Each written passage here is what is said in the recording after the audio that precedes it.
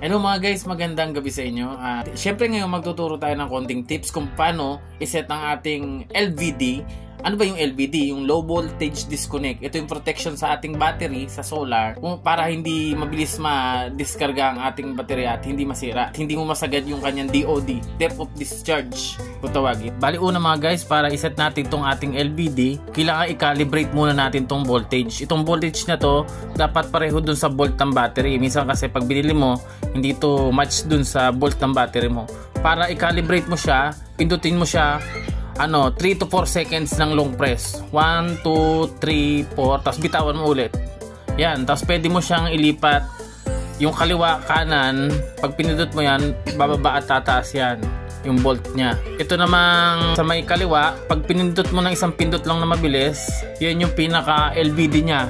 Diyan siya magdi-disconnect pag mababa na yung battery niya. Para iset naman yung LVD niya, pindutin mo lang siya ng 1 to mabilis. 1, 2. Yan, ganun lang. Yan. Tapos yung left and right, atas at baba lang kung saan na siyang babalik ulit. Dito naman sa may kanan niya, yan, 0.7. Yan naman yung reconnect niya. Bali, madadagdag lang yon yung 12.5 plus 0.7. Paano ulit yung reconnect niya? Ganoon pa rin, 1, 2. Tapos yan, up, left and right lang, dadagdag yan. At bababa naman pag sa kaliwat kanan ulit na pindot.